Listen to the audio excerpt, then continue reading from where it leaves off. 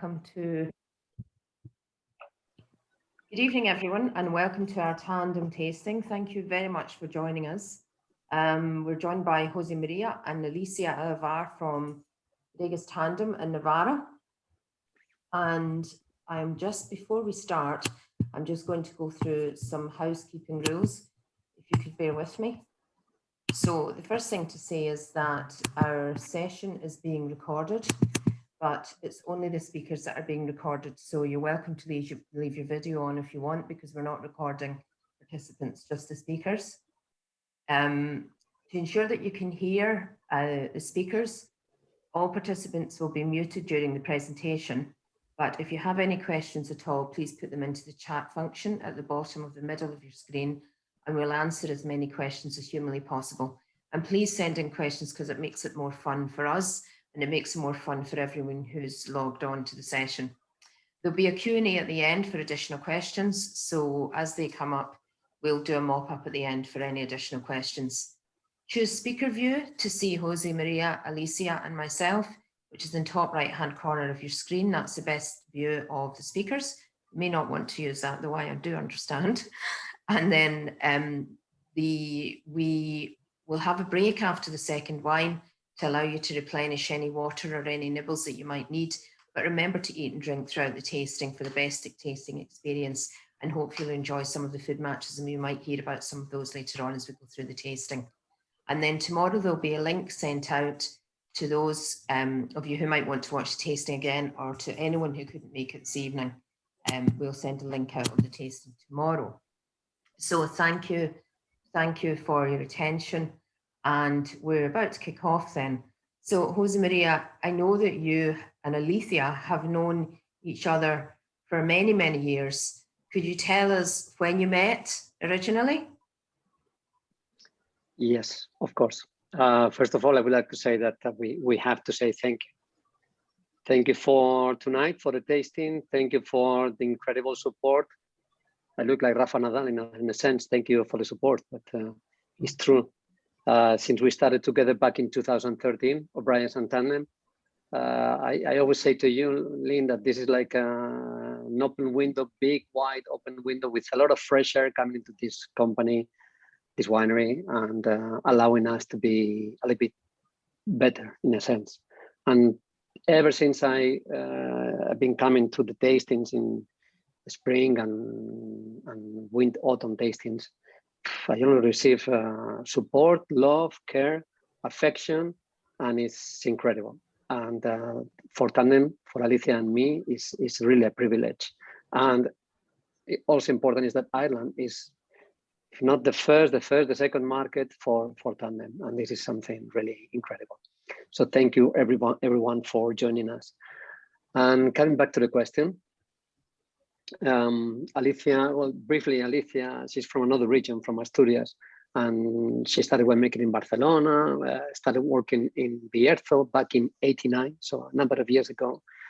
And my father, starting from scratch and not before in the wine business, back in 1991, started a new winery in Navarra called Palacio de la Vega, that you know well, Lynne.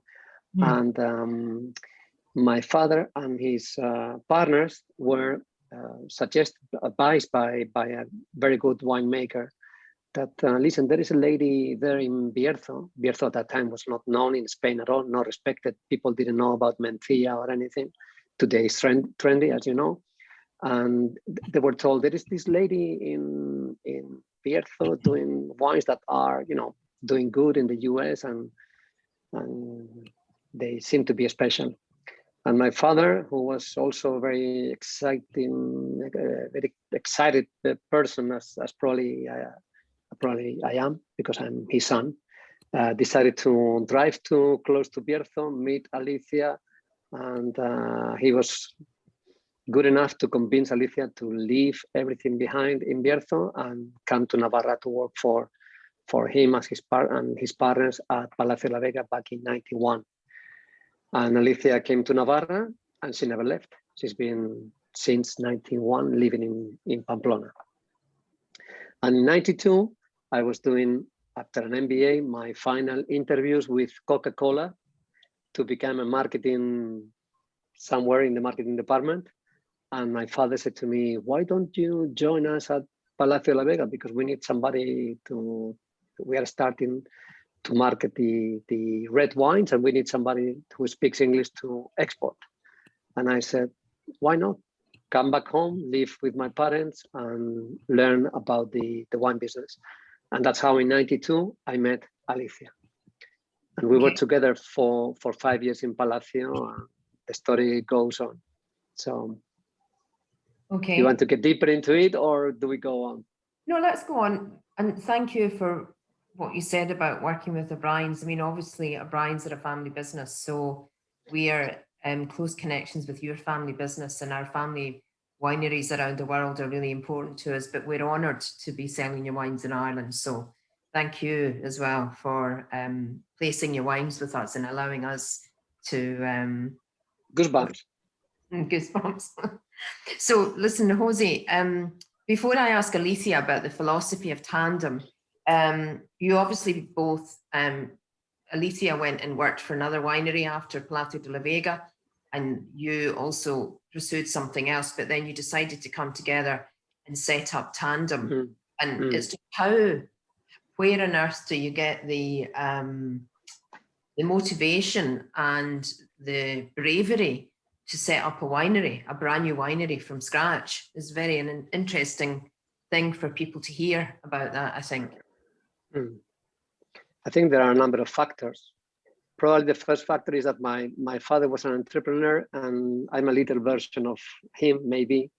So it's maybe I had a little, in my DNA, the little thing to be an entrepreneur, but I never dreamt about it. The truth is that, as you said, that I worked for another winery for Príncipe de Viana, which is big producer of Navarra, but we were growing in a sense also in wine. As you know, when you start to get deep into wine from different regions, wine of each time better qualities, you have like a need to express your, because I was in the business, I was doing wine, but I thought there was another way to do it in Navarra, a bit more special. So back in 2002 is when I started to think about, I am a little bit tired of what I am. I'm not personally, as I realized, or fulfilled. I need to do something different. I need to take that train of passion, motivation, and why not? We have the expertise. I did this because I knew Alicia, and for me, there was only Alicia or nobody else. For me, she's one of the best winemakers that I know. It's true. I mean, she doesn't want me to say this, but it's what I feel. And we argue a lot. We fight a lot, always for good, hopefully. But so I also, we have both sides in the business.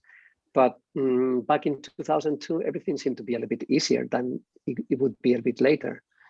Because in 2007-8, as you know, there was a big economic crisis, and Tandem, if we have waited, would never exist.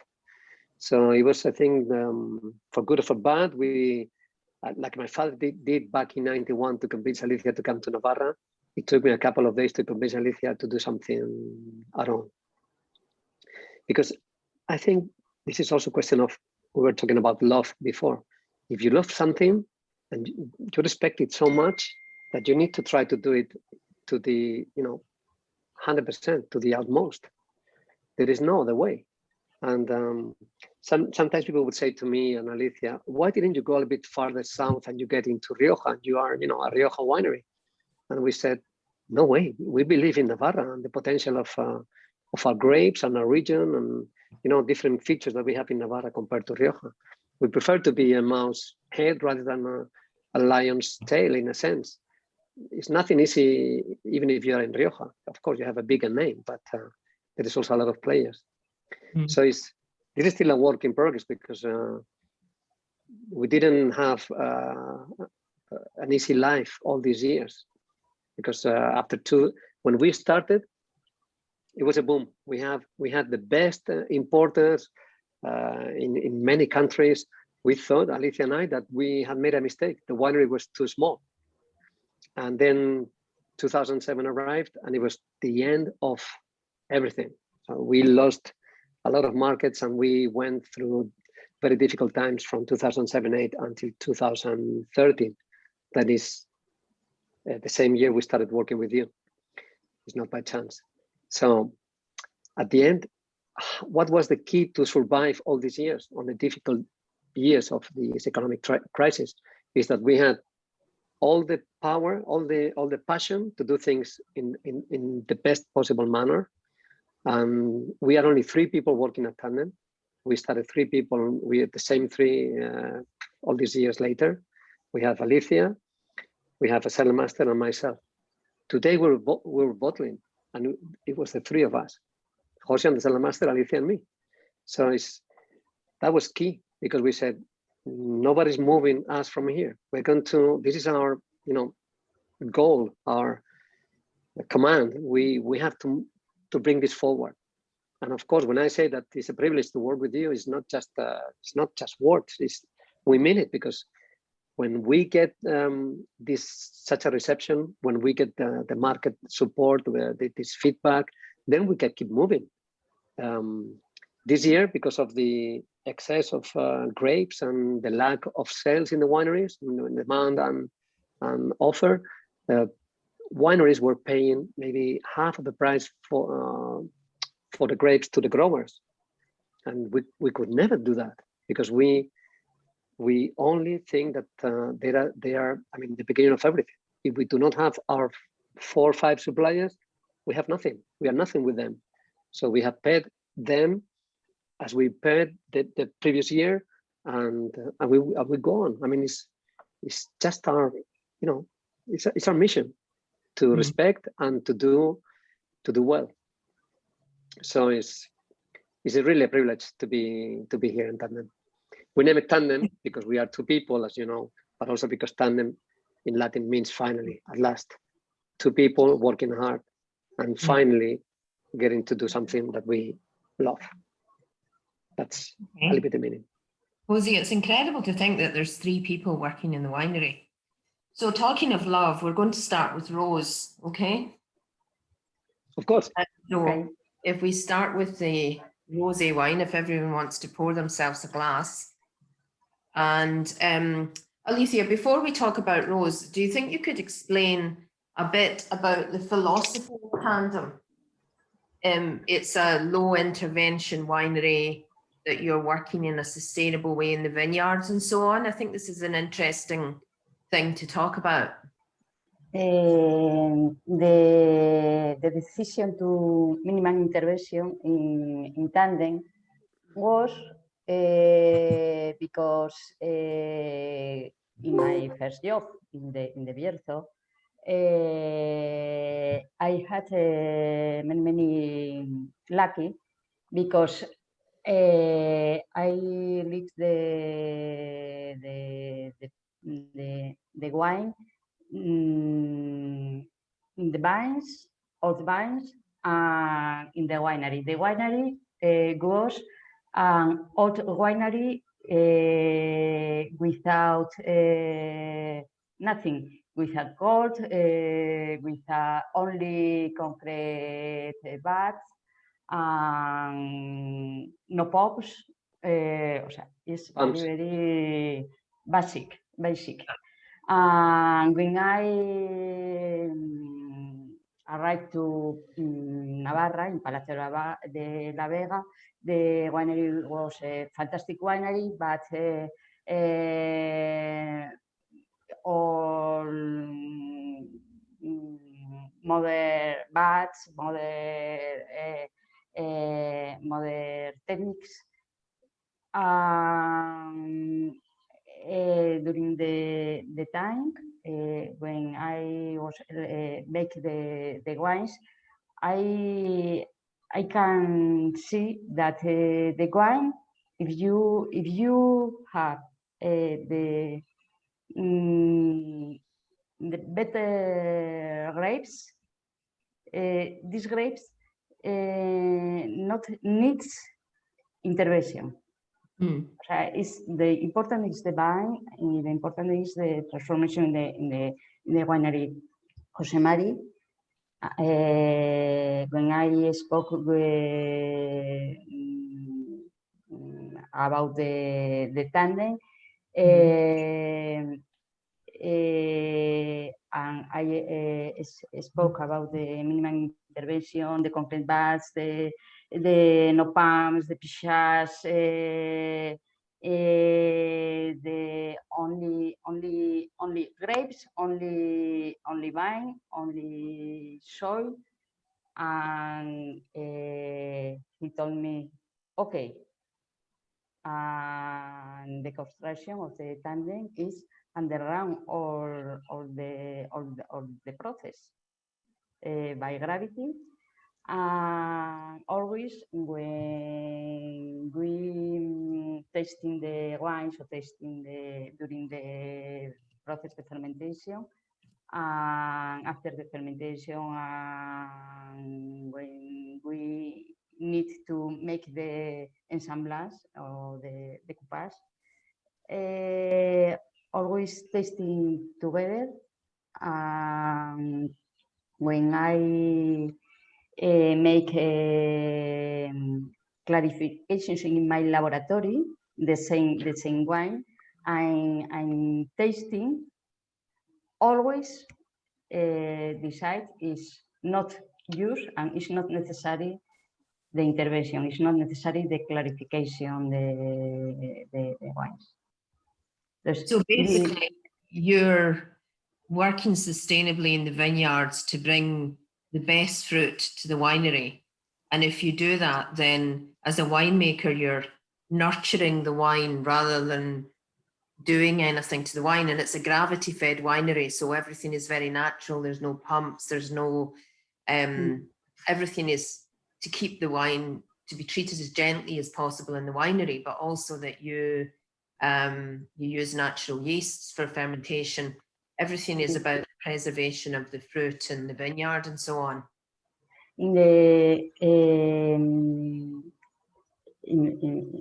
over the skin, there are the yeast, the natural yeast. And during when began the alcoholic fermentation, there are competitive, the different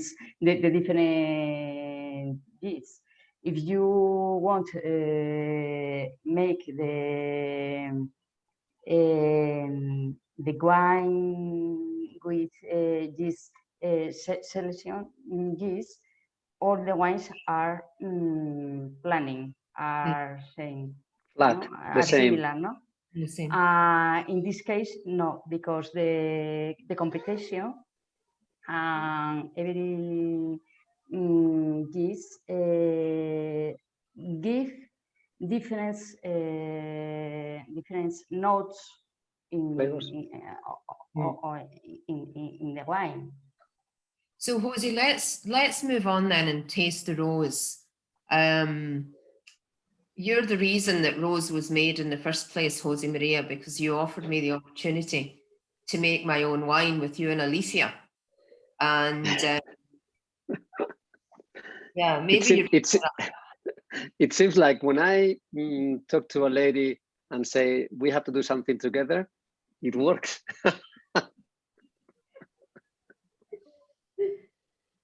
No, you are also very intrepid, and we are honored to have this project with you, because Rose is very unique.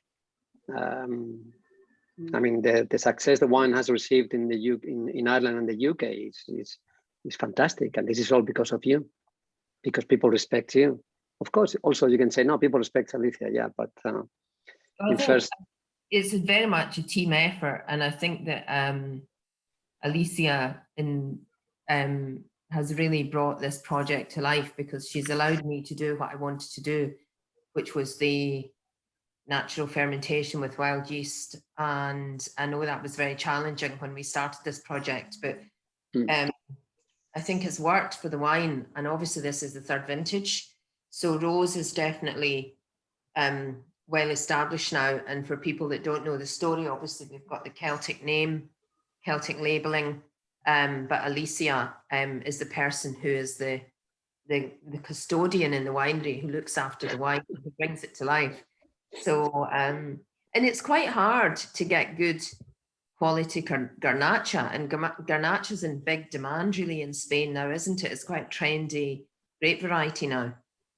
It is becoming difficult to get Garnacha in Navarra because we are, in a sense, shrinking a little bit as a region. We only have about 10,000 hectares, so it's pretty small. And Garnacha is what you say. This is a trend because you know, wine writers like Parker, there's only Garnacha, nothing else. And we say, yeah, Garnacha is important, but there is also more things around, more grapes that we have to respect.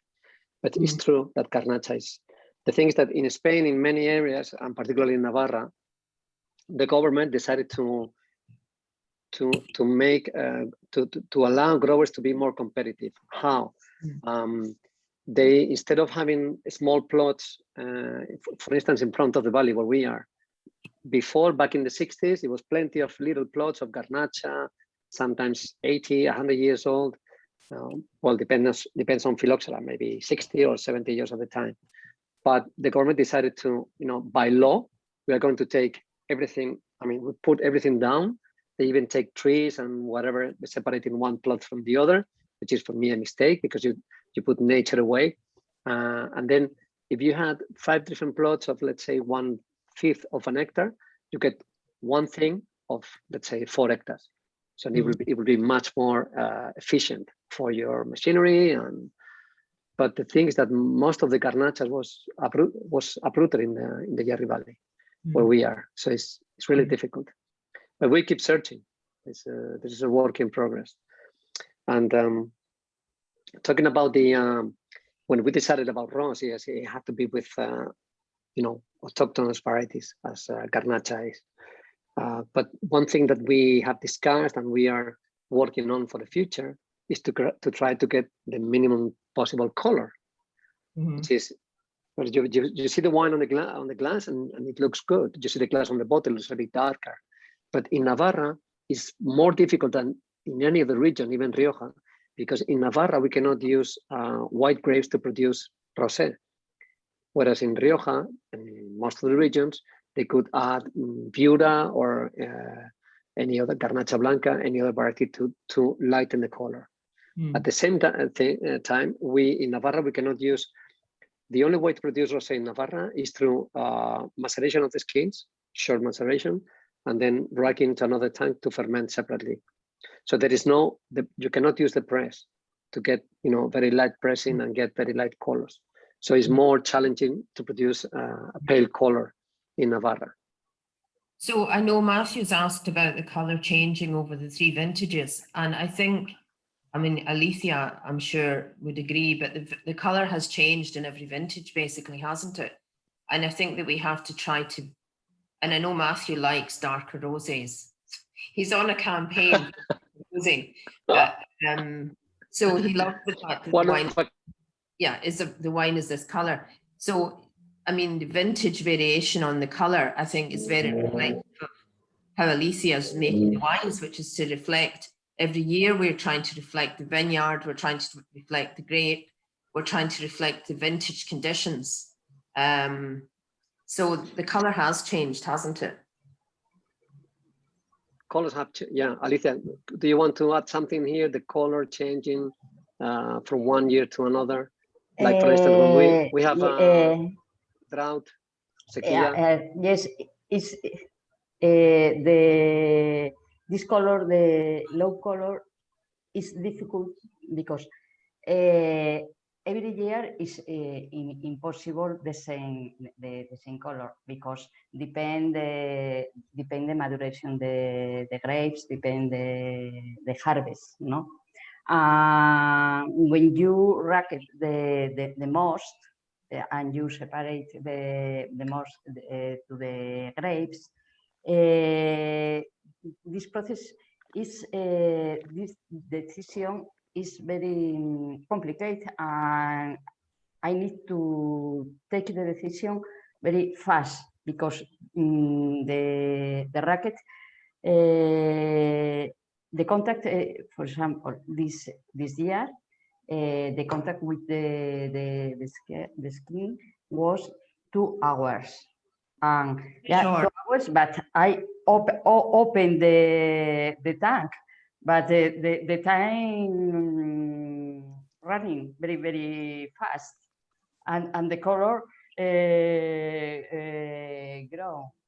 But after the racket, when finished the extraction, the color changed a little. Okay. For example, my first rosé in Navarra, in Palacio de la Vega, was fantastic because this rosé had Chardonnay, Garnacha, and Tempranillo. The Chardonnay was my first harvest, and the color was very low because the Chardonnay helped to the color. And the Dio Navarra thought, Not permitted. no, impossible. Yeah. Change the law, and now we can't use grape White grape. white Yeah, you can't use white grape. grape, and it's good to the rosé wine, the white wine, because make more stable the wine. So someone's asked about how you achieve 14.5% alcohol, Tony. The thing is that with wild fermentation, the yeasts, the wild yeasts, when they come in from the vineyard, they ferment the wine until it's about 7.5 or 8.5% alcohol, and they die off in the vat at that alcohol. And the actual fermentation is finished by effectively wine yeasts, which can obviously ferment to much higher alcohol temperatures. So it's a fairly technical answer, but that's how it happens. And also Garnacha is quite a high alcohol grape variety. So if you were to look at one of the characteristics of Garnacha is that it does achieve high alcohol levels, as well as the fruitiness and the texture and the fullness of, if you like, flavors. It also has achieves quite high alcohol. I hope that answers the question. And also I see that José María has also given you something on that one as well. So listen, thank you for that's Rose. Let's move on then to ours in vitro, which is. I would like to say, Lynne, on Rose, that I was tasting the wine, and I had to put a little bit more because it's what we search on the wines. It is important to know for the ones who haven't seen me at the tastings or explaining about because at the end we do nothing at all. When we started, Alicia used neutral yeast back in the beginning of Tandem, back in 2003-4, because Alicia was obsessed with fermentation. I don't want the fermentation to start, so I use neutral yeast from the Institut de Champagne or whatever. But of course, when I travel, because I'm the one traveling more than Alicia, I talk to you, to professionals, and I mean there was this ongoing discussion about wild yeast, and I don't know how many years ago, but probably 6 or 7 years ago, I convinced Alicia, let's try, maybe with 3 or 4 bats, but don't use anything. And I remember Alicia when the fermentation with the harvest was finished, saying, next year I'm going to use yeast again because this is a nightmare. This tank is still fermented. This tank is finished. They do whatever they want. But at the end of the process, which is the important thing, you have to be patient in winemaking. It's not a question of I ferment everything, ping, pong, I rack to another tank and I bottle and that's it. No, we have to be very patient. We have to wait. And I have seen, Alicia, I'm still learning like everybody does, but I have seen white wine fermented in oak in June. Fermentation starts, of course, wild yeast, and then somehow in the end of May or June, a few barrels started to ferment again. And what happens at the end of the cycle when you are patient? That the wines are more expressive, more authentic. And this is what we want. So, and something important in any of the wines, but particularly in a rosé, in a white wine, is when you see in some wines a lot of acidity, excess of acidity that is a little bit of difficult for one to go on with the next glass. Sometimes it's difficult even for your head. I don't know how people do correct the wines, stabilize the wines, and so on. But here, it's nothing at all, and the acidity is natural, which is the important thing that you can drink. You can drink a bottle. You can get a little bit difficult, but you won't be harmed because the everything here is natural. We use only sulfites in all the wines and to a minimum level, which is something very important too. When people come to the winery, they say, you clean the winery and it's so proper because we arrived for a visit. I say, no, this is the way the winery is every day. It's always like this because we matter. Any single weird smell that we feel in anywhere, not in the winery, we feel that it could be the folk, like the beginning of a problem. So very proper facilities, very healthy fruit, and nothing at all in the process. So this is just skin contact for 2-3 hours, whatever. Maybe next year will be shorter to get a lighter color, and then rack to concrete, and it fermented naturally in concrete. And then we wait. That's it, and that's the result. So it's easy drinking, it's juicy and fresh. And this fresh natural acidity is partly because of the way that you manage the vineyard, but also your vineyards are in the northern part of Navarra, near in the northern Yeri Valley, which is close to the Pyrenees, and you've also got a bit of Atlantic influence there as well, haven't you? So that typically is a cooler region than southern Navarra. So you do have a nice fresh acidity. Absolutely, yes. We are, because of the slow cycle of the grapes, we are picking 3 to 4 weeks later than the south of the region, which is just maybe 80 kilometers in a straight line. But recently I took Google Earth to learn, because when we drive from Pamplona to Logroño, we have in mind that we drive to the south, and we are not driving south. We are driving mostly west, a little bit south. And you take a straight line with Google Earth from the mountains of Sierras of Urbasa and Andilla, the close appellation to the north, to the coast of San Sebastian, and will be the closest point in the Bay of Biscay. And it's just 55 kilometers. So the Atlantic influence is incredible. In some vintages, we feel a lot of kind of salinity in the grapes that I particularly enjoy. In the Yeri Valley, there are Atlantic, Mediterranean, and continental. Also, 3. Yes. Yeah. Yes. Okay. It's incredible. Yeah. And you've got the Sierra Cantabria, and you've got the Pyrenees, and then you've got the Ebro River as well, haven't you? You've got all of these geographical things that influence how the vines grow, and also obviously the influence of vintages as well, in terms of the location of the vineyards, if they're near the mountain or. Well, of course, yeah, we are blessed by the climate and the people we work with. I mean, all the growers are fantastic. But talking about Ross, is still a work in progress. The only thing we want to do is to improve, to find what people enjoy the most. So if color is an issue, we will keep fighting to get a lighter color, but also with the complexity that we want also on the nose and the palate. So and we were recently, Alicia and I, searching for new Garnacha plantings, 85 years old or something like that. And we were there with the owner of the vineyard, which is pretty small. It will be probably for a red wine. And the guy talking about the vineyard, talking about his memories of working in the vines when he was a child, or a bit grown up with maybe a headache or something because he went out the night before. He got emotional at the vineyard, at the vines with us. And I said to this person, because he said, these are the keys of the vineyard, because it's not been cared for a few years and needs to be restored. These are the keys of the vineyard. This is for you for 5 years. And if you bring this to life again, I will be a privileged man, and then we can discuss about business. So these kind of things happen in the wine business, and that's only about emotions. And I said to him, when you bring emotion to me, as I am emotional at that time in the vineyard, I think we can take these grapes once they are healthy and produce an emotional wine. So it's.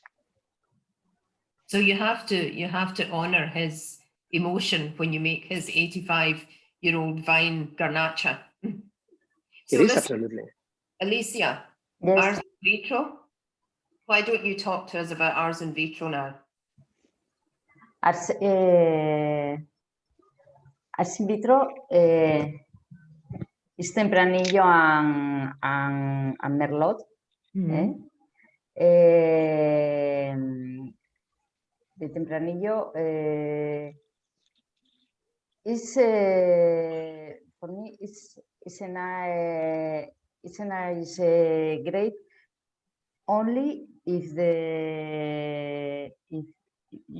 you working good the vine, because the Tempranillo don't like the high production. Okay. The Tempranillo here in Tandem, or in the vines of the Tandem, the every vine are a small production. The range are big but small grapes. Okay. So it's a low yielding. Yes. Low yielding grape for you. Yes, and there are more concentration, more color, more smell, more tannins. It's very important the best maturation. Okay. And could you yes. describe, because you make this wine, Alicia, so could you describe the aromas and flavors? You're the winemaker. So it would be lovely to hear your description of the aromas and flavors on the Ars in Vitro. For me, there are many violets. Okay. Violets, because the Merlot is only 10%. The Merlot here. And the Merlot during the fermentation in the finish the fermentation normally smell a lot of violets.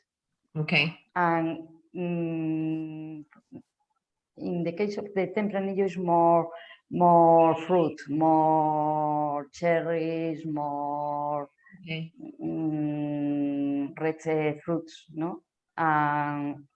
What do you say, José María? Regaliz. Regaliz is Liquor. No. Liquor. We find it. Licorice. Muy bien. Very good. Licorice. Two, there are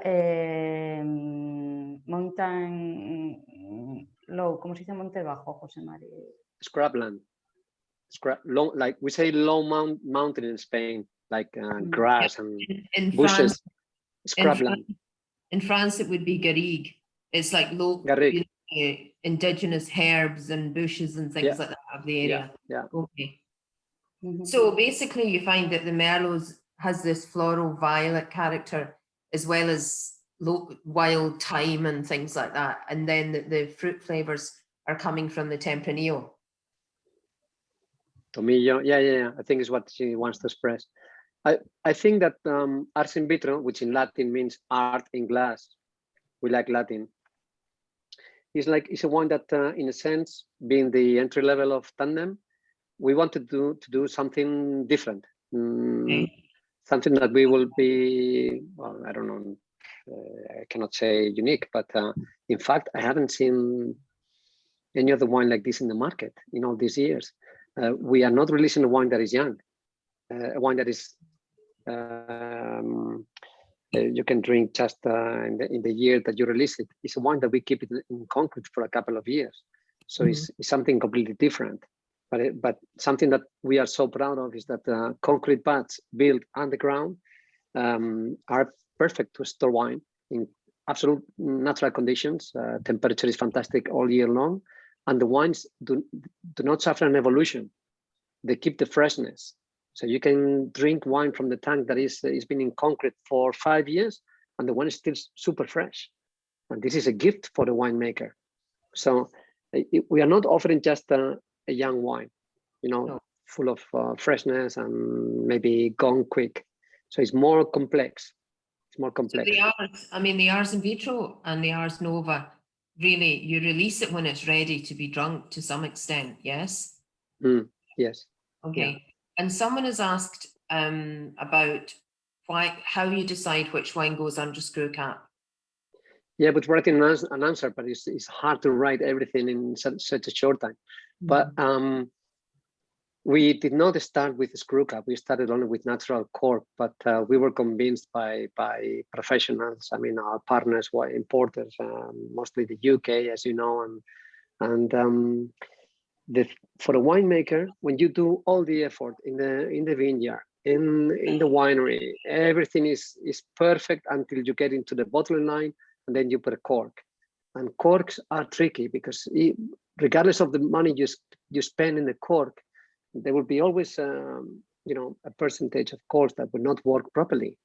And there is this fact: works that may allow some air go through, and the wine will be oxidized. And this is, for us, it's a pain because you've done all the effort to please you, the customer. Plus, often wines are not stored in the proper condition. They are standing up.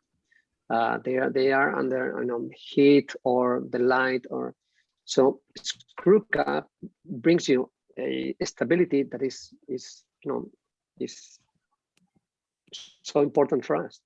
And you have the you are steady, you are calm, because you know that every bottle will be exactly the same.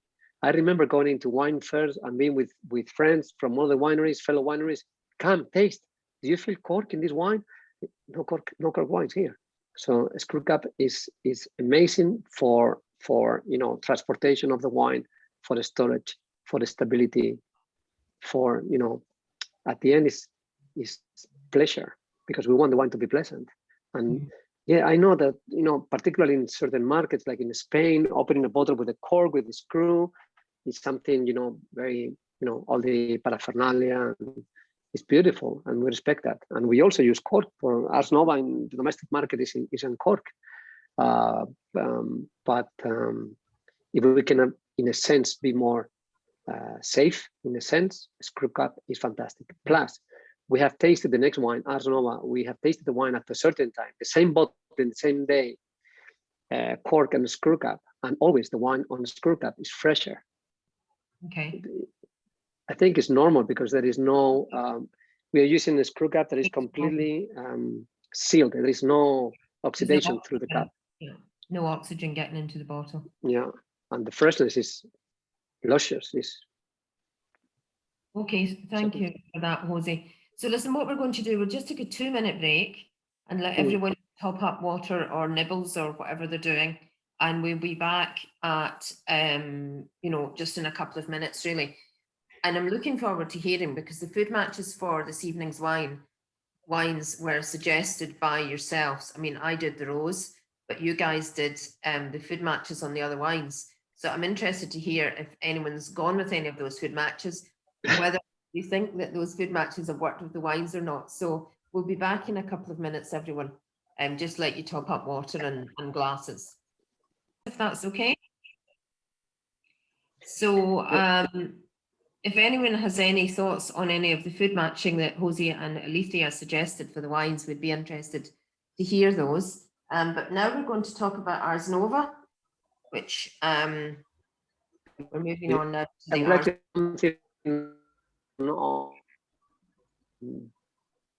So, Alicia, maybe you can explain. You've said that what you're trying to do is reflect the vineyards, the vintage, the grape variety, and that you're using a very non-intervention approach in the winery. But the philosophy is, are you trying to make quite an elegant wine? You're trying to have natural acidity. I mean, what for you is the perfect balance in the wines that you're making? the balance.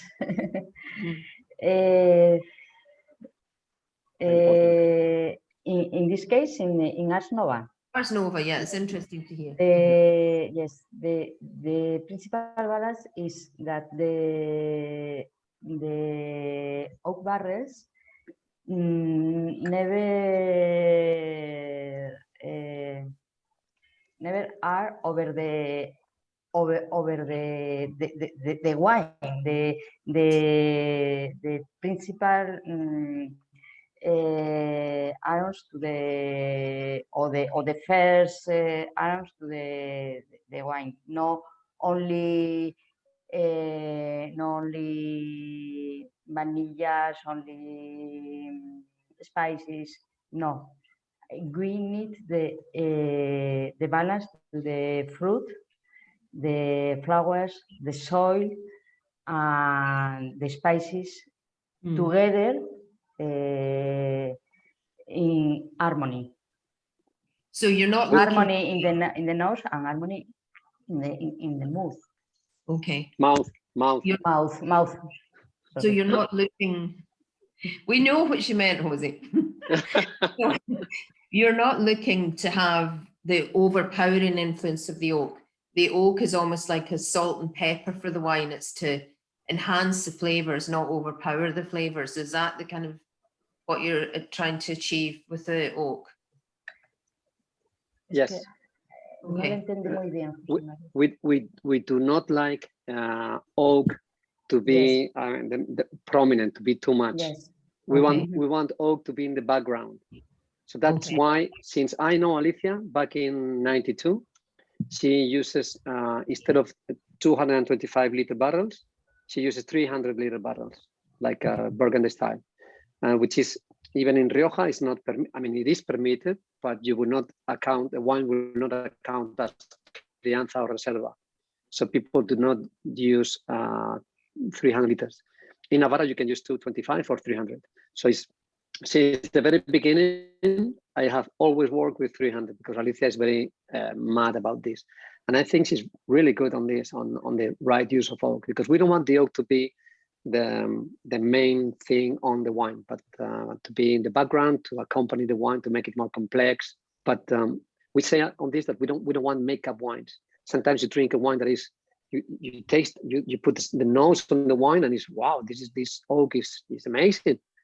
But then you try to find the wine and you find nothing. So you can drink only one glass because the wine is not tasty, it's not complex. And this is something that we really search. We search for complexity, for elegance, for the mouthfeel in the palate. These are key factors for us. We search for the fruit impression. For me, Ars Nova is something like this, that you have a lot of fruity character in the palate, and volume and complexity and length, but everything is finesse and is elegance and is juicy, and you feel like this can go with so many things, and it's elegant. And for me, Ars Nova is a kind of delicate wine, feminine style, but also complex. And we're discussing before, this is 2014, we're discussing before about how close we are to the sea and this salinity. And I found in the nose, that every time we open a bottle, we are different. It will be a different wine. It will be a different person. And I just smelled the wine, and I felt some kind of Atlantic character. And I wanted to say, talking about the screw cap, that screw cap is fantastic to keep the personality of the wine, and it's fantastic also for the wine aficionado, for the drink, for the home consumption, because you can open a bottle of Ars in Vitro at home. We do not behave well because we drink so much Ars in Vitro. My wife doesn't want any other thing. She doesn't want any other wine. And we have always bottle open, because you put the capsule back, the capsule closes the wine perfectly, and you can drink the wine over the course of 3 days or 4 days. And I call it, when I'm in tastings with you in Ireland, I call it the Joker, because in a game of cards, you can play any card. With Ars in Vitro, I can drink anything. It's just juicy and fresh and pleasant and savory, and it matches any food. So Ars Nova is a bit more elevated. It's a brother or a sister, but a bit more complex. So you suggested roasted cod with the Ars in Vitro as a food match, which is quite interesting. Would you regularly have fish with Ars in Vitro? I see you've even put paella also with the Ars in Vitro, which is interesting too for us to see. And it is a lovely light style with lovely acidity. So I don't know if anyone who's logged in has actually matched it with the fish, but I'd be interested to hear if anyone has matched Ars in Vitro with fish, because I think it'd be a delicious combination. Do you do that in Navarra a lot, to have this wine with fish? Well, probably not. Probably it's my home thing, my you know, my obsession with the wine. But I think when we have matched the wine with let's say cod, or you know what, we do it with a base of potatoes and onion, fresh onion, that you fry before in a pan slowly, and then you put it on like the base, and then you put the cod on top, or any of the fish fresh, and then you put it in the oven for, let's say, 20 minutes or even less. And it's so tasty, so delightful. You can put also some green peppers. With in vitro was perfect. I mean, it's just to give it a challenge, or maybe a cook recipe for chorizo potatoes. Yeah, that sounds nice. Ars Nova with chorizo potatoes sounds delicious. Thank you. Tapas Bravas going on somewhere in Ireland tonight. I am a good cook of patatas con chorizo, and I invite, this is my word, I invite, I think Alicia will say the same, anyone in this tasting, if you ever come to Navarra, I will cook patatas con chorizo for you at Tandem, with a view to the Jerry Valley, the vineyard, and the Camino de Santiago, St. James Way. That's my offer. That's your promise. And obviously, you're right beside the Camino, aren't you, Jose? People are walking past the winery every day. Yes. And you see a lot of Irish visitors at the winery just because you're right on the Camino. Yeah. You see a lot of privilege. Not every. Yeah. This year, because last year because of COVID, and now it's starting to be alive again, and there is more traffic. But last year was terrible. But in a regular year, it was growing every year, and it was more than 60,000 people walking by us, passing by Tandem, which is something. Whenever I enter a winery and I see people, I step off my car and I talk to people, which is it's like traveling, because you see people from all over, from Ireland, of course, from New Zealand, from Australia, from South Korea, Americans, Spanish, people from all over, and people with llegamos pronto, en serio. We arrived early, seriously. Thank you. So you see people from everywhere, and people walking the Camino, even if it's the beginning of the Camino, because Pamplona is at the early stages of, it's like if you taste something and it's something special, and you're ready open heart to feel, to have emotions here and there, with the countryside, with the people, with a church, with a winery. So it's being there and talking to people. I biked the Camino myself in '99, so I know what it is. It's something really special. So it is a real privilege to be right in the Camino. 60,000 people. Irish people, don't you, usually on the Camino, Jose? You told me this before. Yeah, there is Irish people, because we have the same origin. We are Catholic. I think we have a lot of Irish people, more than, for example, British, not so many. But the other day I saw a guy, fantastic fellow, and he finished his lawyer studies, and he decided to walk from London all the way to Santiago. So it was 40 days when he arrived at Tandem, and he was going all the way to St. James, and then going to Africa. He was raising funds for Lebanon, for to rebuild a school or something in Lebanon. Wow. So you see people. I see people in wheelchairs, in camels, Alicia, in tandem bikes, in horses, I don't know. It's so beautiful. People from many colors, from religion. Well, I don't know, but it is fantastic.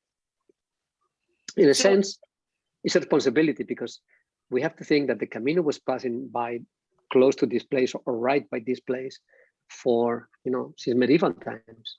And probably the spread of certain vine varieties was because of the Camino de Santiago, because they say today, as you know, that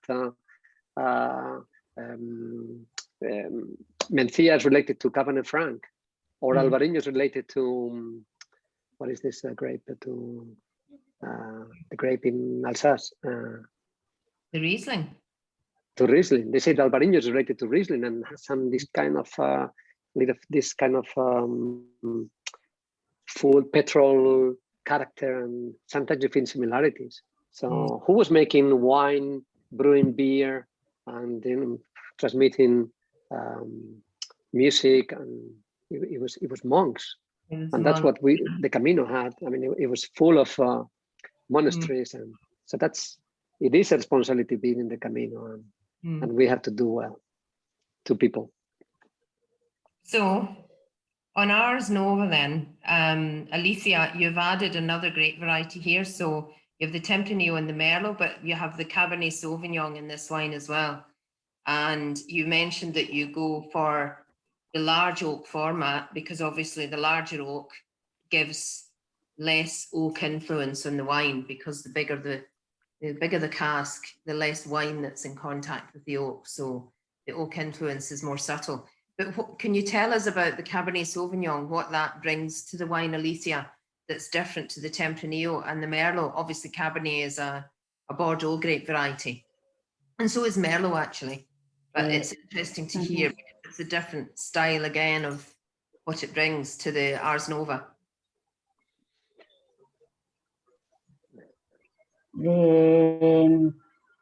Alicia, did you get it? Cabernet. Te hablé un poco. You are a Cabernet girl, so you can explain. Que explico un poco el Cabernet. The Cabernet Merlot in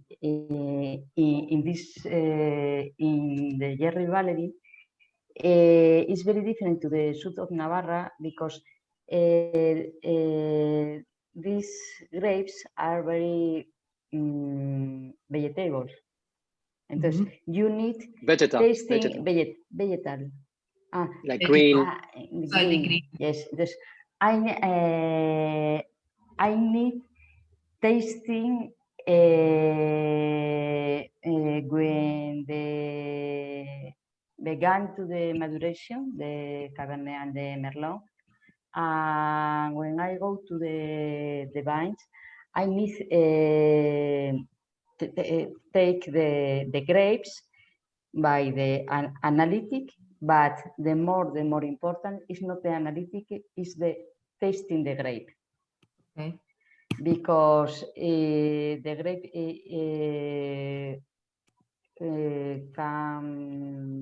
we can have high or a lot of sugar, but if you tasting the grape, you can find green, and it's bad. It's bad because this problem you can see in the, or you can find in the wine, no? Yeah. And every year depend the weather, because for example, the last harvest and in the last harvest, the Merlot, we in Tandem was the harvest finished to October, and the Cabernet was before to the Merlot, and in another harvest, first is the Merlot and after is the Cabernet. So it depends a lot with the weather during August and September and and October. But for me, the Merlot is many flowers, and the Cabernet is flowers with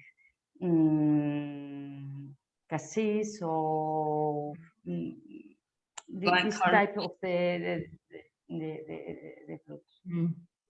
Interesting. So, I mean, I think the Ars Nova, I'm interested to hear about the food matches, if anyone found a favourite food match with the Ars Nova. Everyone's been very quiet on the questions tonight. But any questions or any thoughts on food matches or whatever, please engage with us. So the final wine then is the Macula, which is under cork, José María. So maybe you could explain why the Macula is in cork. Well, if I discuss with certain importers, they would say, no, you can do the Macula also on the screw cap. Okay. But we used to do, as I said before, a little quantity on screw cap, but we quit doing we were doing like a couple of pallets. But the problem is that if the market would be like it happened in Ireland also, whenever the screw cap was finished, we couldn't supply more because we just produced a couple of pallets of bottles, say 2,000 or 3,000. When it was finished, we had to supply on cork, so we were not consistent. That was probably the main reason not to keep doing the wine on screw cap. It's true that the wine is a bit more expensive in a sense. For us, I always say that we do not think that this wine is better than the first, or for us, they are all as important because they need to fill a different space in the needs of our customers, in a sense. No, in vitro for me is perfect for every day. I probably would not drink Macula every day, although if someone wants to, I have no regrets, no problem, no. But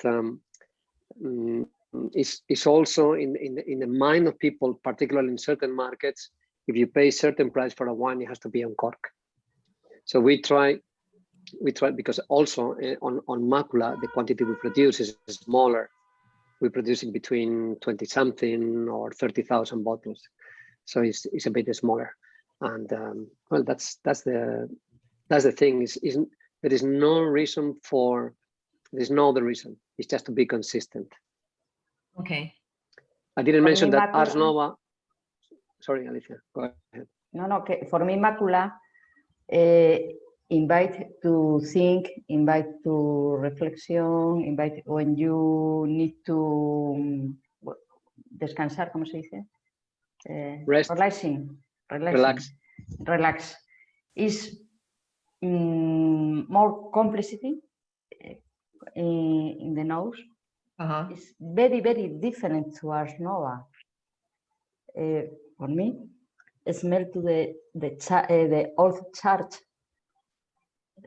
¿Entiendes, José María, lo que digo? Old Iglesias. church? Old church. Church.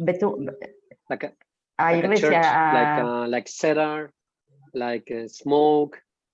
Quite savory notes. And it's a kind of meditation wine. Is that what you're saying, Alicia? It's to sit and meditate and have a very nice glass of red wine to meditate Meditación, with. Alicia, is what you mean? Dime, José María. Vino para meditar. Yes. When you arrive, when finish your job and arrive your house and you realizing you read a book together, drink Macula, or when finish the lunch with friends or with the family, you during the dessert or after the dessert with chocolate or dessert. For me, this wine is perfect. I can imagine with a chocolate dessert, that would be absolutely amazing. Like a chocolate cake or a Black Forest Gateau or something like that, it would be incredible. And someone is asking, Jose, whether it's unusual to mix white and red grapes together. But obviously, that's a question of legalities and where you are in the world, whether that's allowed or not. But in the Rhone, for example, you know, if you look at some of the top Hermitage wines and so on, they would have like a 5% or 3% of white grapes in there to try to lift the aromatic profile, but also to give a bit more freshness to the palate. So some regions it's illegal to mix red and white grapes, but it definitely can happen. And sometimes it's mixed in the fermentation vat, but sometimes it's mixed after the wines are vinified. So different countries, different regions in the world have different legislation on it, but it does happen quite frequently around the world. Classic example of mixing red and white grapes legally is in Champagne, where you can make champagne by bleeding red grapes, the Saignée method, the same as what Alicia is doing in Navarra, but in Champagne, you can actually mix red and white wine to create a rosé champagne. So it's like, it's a typical wine question. There isn't one answer, but it depends where you are and what you're doing. But yes, you can do it, and it does happen quite frequently. But you were saying it's illegal in Navarra, yes? Yeah, we cannot mix white grapes on the reds. Okay. But sometimes it's too strict. Certain things, I mean, they should. At the end, wineries like us, I mean, you will be a big player, it's different, and you have to control the big guys because they can do maybe things that are not very, you know, logical. But for the small wineries like we are, I mean, at the end, we want to is research and development, no? R&D, and try to do. We cannot gamble. We cannot take big risks. We want to move everything forward. So it will be small things that you can try and try to fix or to find new areas in the wine, you know, more complexity, more whatever. But we cannot use white grapes on the red. And Alicia, to confirm that Macula is a blend of Cabernet Sauvignon and Merlot. No he oído, José María, perdona. Sorry? Macula, Yes. Macula is a blend of Cabernet Sauvignon and Merlot. Yes. Okay. And the Cabernet is the special vine. Always is the same vine. Okay. In vineyards. Yeah, the vineyard. Sorry, Okay. it's the same vineyard. And the Merlot too. And the process to the fermentation is different that with Ars Nova. Okay. Yes, the Cabernet and the Merlot in Ars Nova is less maceration, less picage, and different temperature during the alcoholic fermentation.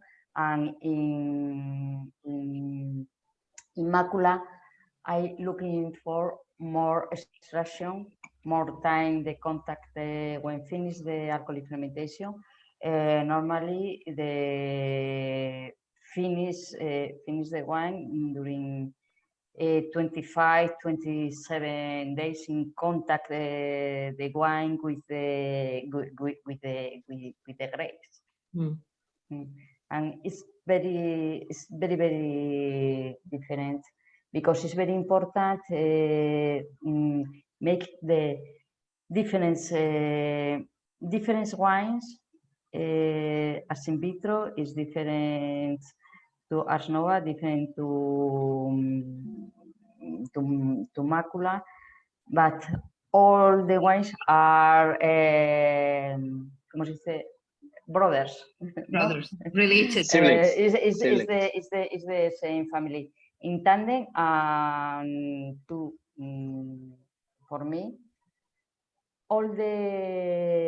I love Navarra because we have 5 different regions: north, south, east, and we have to the winemaker is fantastic.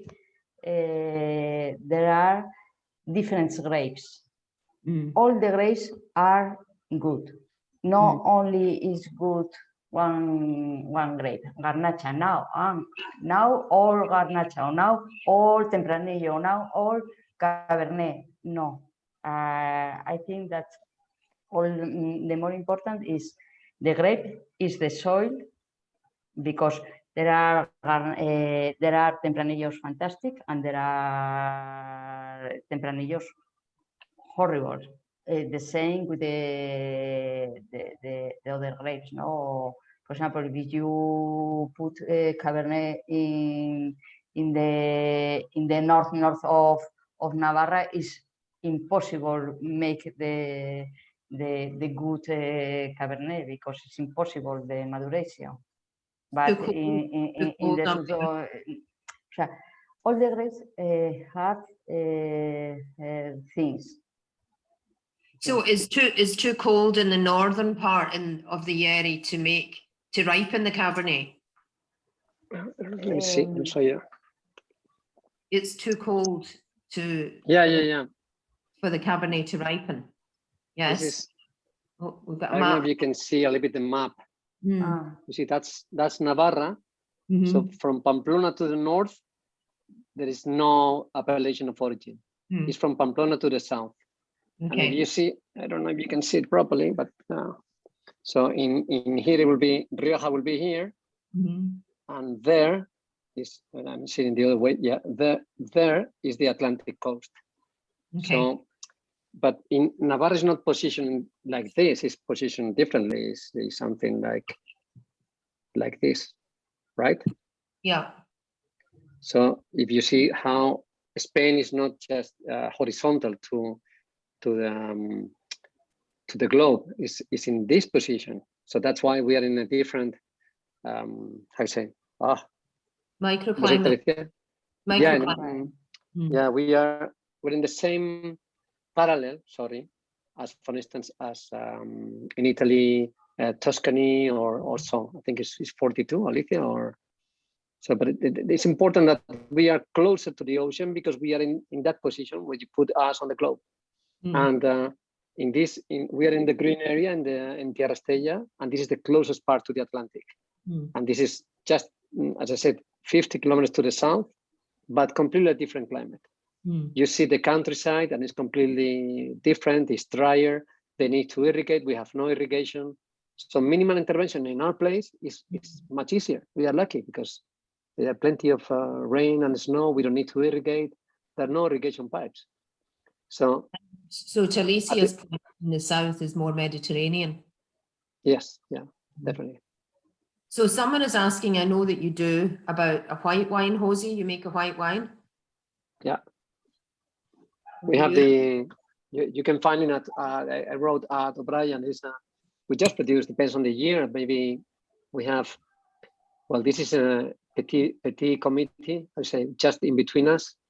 So you cannot mention anyone else, although many people know that we have a planting that is not permitted in the appellation, is Viognier. Viognier is experimental in a sense. So we have 1 point, not even 2 hectares of Viognier. Really a cool part in the Yari Valley.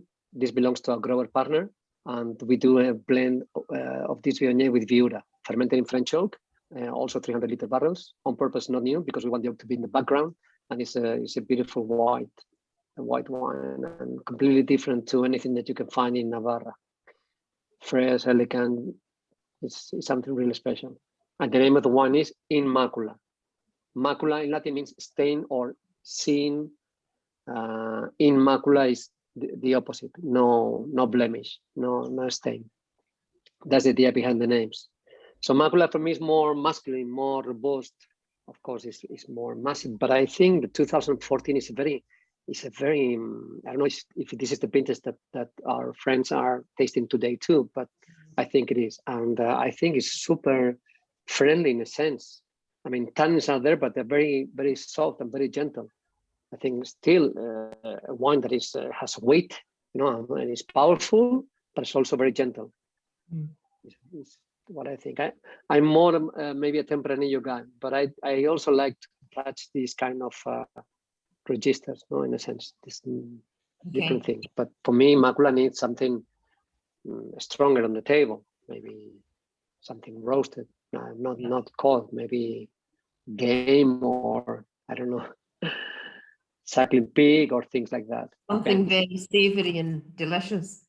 So there's a food suggestion here that the Macula went fantastically well with the mature Manchego, which I'm sure it would. Alicia, a question here. What is your favourite wine of the range? What is my preferred? Yes, your favourite wine. My preferred. The white wine is the Immacula, the Viognier, because the Viognier is very interesting. The tasting the grape, because it's peach. It's incredible this grape. The other wine is Macula. Okay. Yes, Perfect. yes, I love Macula. In my family, they prefer Immacula and Maculache too. My mother is old. She's 89 years old, and she only drink Macula during the winter and Immacula now in spring and in the summer. And she is perfect. So there's a recipe for old age. Immaculate in the summer and Macula in the winter. Okay, we need to keep that in mind. So Jose, someone is asking about how far the vineyards are. How far apart are all the vineyards that you buy from the grapes from the growers? Yeah, it will be all close, very close to the winery, in about maybe a range of let's say 15 kilometers maximum or so. Okay. Approximately, we have 2 hectares planted in front of the winery, and then the Yerry Valley is not very long. It's rather small, and the vineyards from our grower partner are about 7 kilometers away. Okay. And then we have Tempranillos in Mañero. You've been there, Matthew as well. And this could be maybe 15, not even 15 kilometers. So its average will be less than that. Yeah. Okay. We try to get fruit. Well, we try. I mean, at the end, it's only 5 suppliers. But if we add somebody new, it has to be in our part of the region, because the character needs to be there. We would not add grapes from other areas at Tandem, because it would be a completely different character. Okay.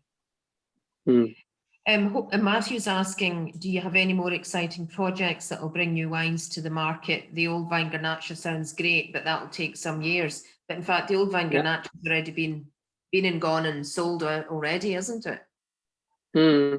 It was a huge success. It was a huge success, and we are very happy. But it's very tiny. It's very small. I mean, in a sense, the winery that is still young, like Tandem, we still need to keep fighting and keep thinking, how can we improve things? It's still a work in progress. And for instance, we have the Immune, the Garnacha. It's a Garnacha 100%, no oak. We have some wine in oak, some Garnachas. Maybe this is something that we particularly like. We may decide to add some oak into Immune. You know, the Immune, which is 100% Garnacha red. So we keep searching for, you know, the magic formula. You never know, because market trends change. Who knows? Maybe tomorrow we find a new planting, a new vineyard that we particularly love, and we say we have to do something special from here. So it's always searching for new things. We love emotions, and it's emotional being here with our friends in Ireland and our customers and receive your feedback and so on. But it's also emotional to travel and to take the car and drive in all roads and all caminos, to get into an old vine, a vineyard. So it's always like this. It's always a game of searching, a continuous search, like life. It's the same thing. And a question as to how many countries you export to, Jose? Yeah, I wrote about 30 markets or so. Uh-huh. The most important will be, together with Ireland, will be Canada, China, but this is sleepy at this time a little bit. Australia. This will be the biggest markets for us. Okay. UK is coming back, but we do Oreca, and it's doing good. But this is probably the biggest. Yeah. And then you have a message there in Spanish, Jose. Did you see that? Yes, I saw some messages in Spanish and I really love them. Thank you very much. Muchas gracias. Enhorabuena, which is congratulations. Nos están gustando mucho vuestros vinos, de verdad. We are really loving your wines, honestly. And we feel like visiting Shoney. And this is written by AIM Ireland. And quiero decir que por supuesto que estaremos encantados. We'll be delighted to receive you.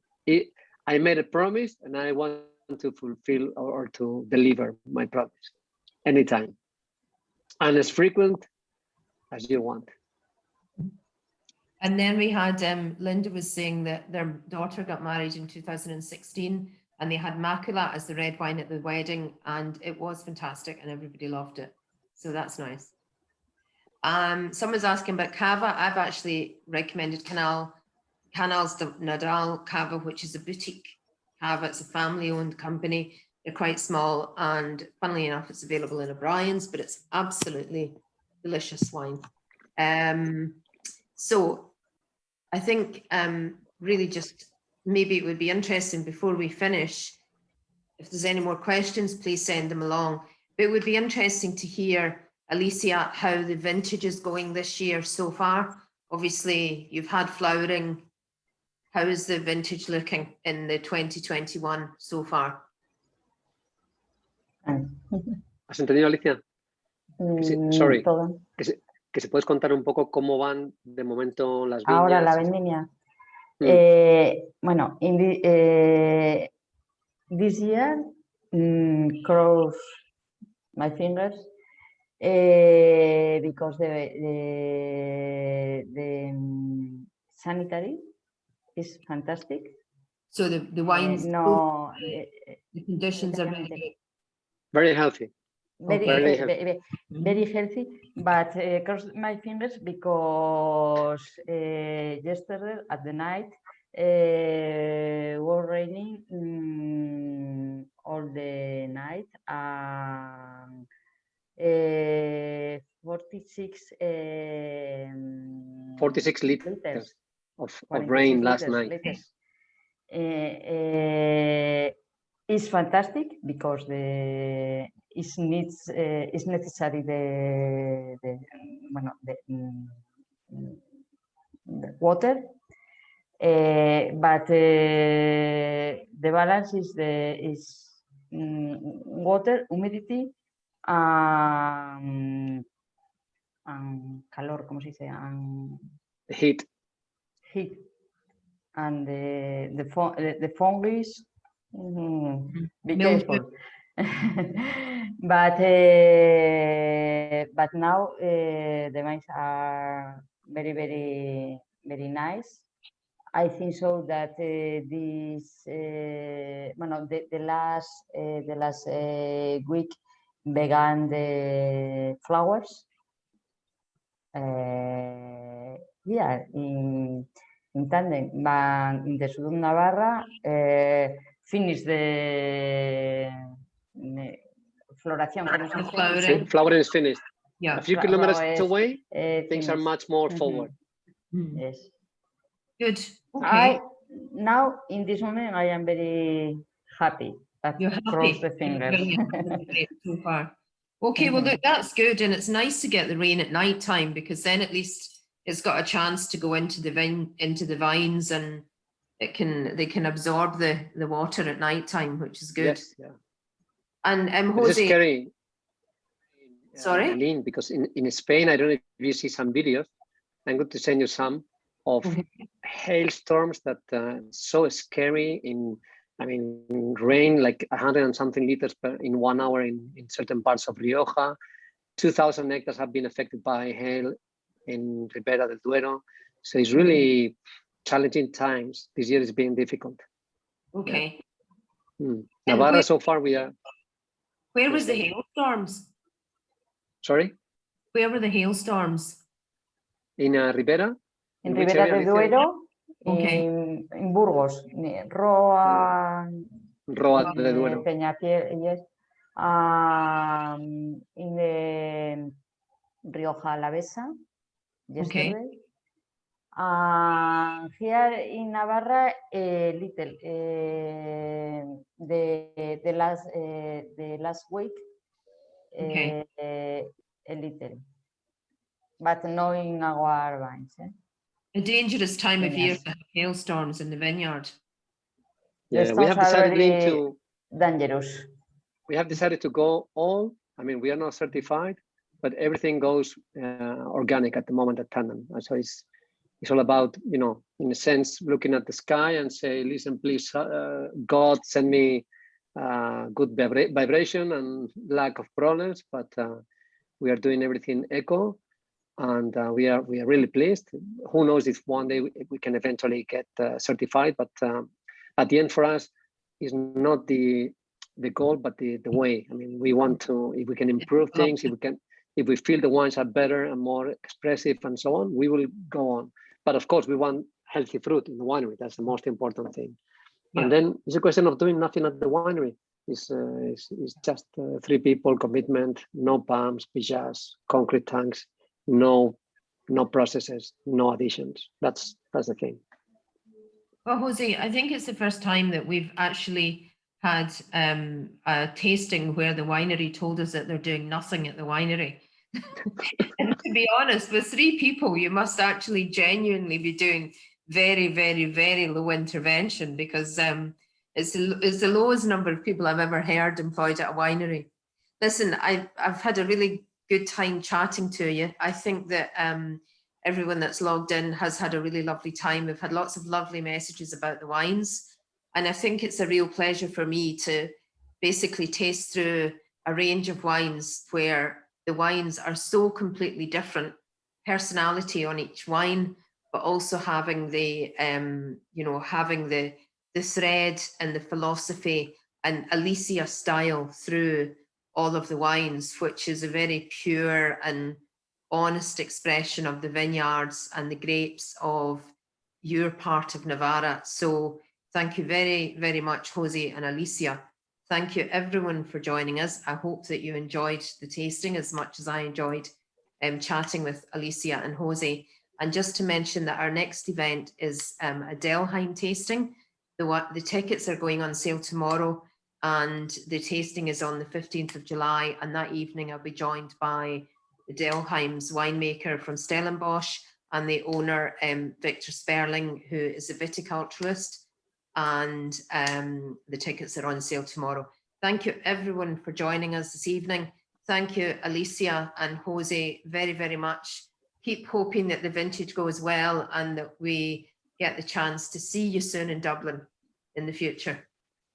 I wait for all of you at the winery. We wait for all of you at the winery. Thank you so much. It's such a privilege. And I mean, we are blessed. Muchas gracias. All the best to you. Take care. And hope to see you soon in Dublin or in Spain. Matthew, behave. Bye-bye. Thank you. Muchas gracias, Lynne. Hasta pronto. Muchas gracias. Bye-bye. Bye-bye. I've just seen a question. The tickets are going on sale tomorrow for the Delheim, the next online tasting. That's going on sale tomorrow. Jose, Alicia, see you soon. Say hi. Bye-bye. Muchas gracias. Okay. Muchas gracias. Muchas gracias. Adiós.